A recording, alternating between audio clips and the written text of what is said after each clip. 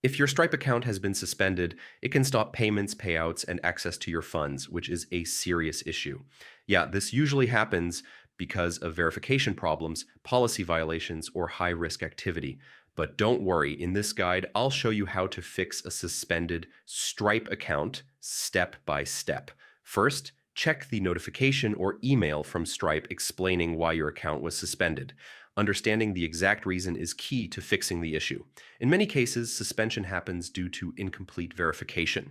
Submit all required documents like identity, business details, and bank information.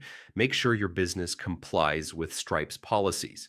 Restricted or high risk activities can lead to account suspension. If your account has disputes or chargebacks, resolve them as soon as possible. High dispute rates can trigger account restrictions. Next, contact Stripe support and request a review of your account. Explain your situation clearly and provide any requested documents. After submitting everything, wait for Stripe to review your account. If needed, follow up to speed up the process. And that's it.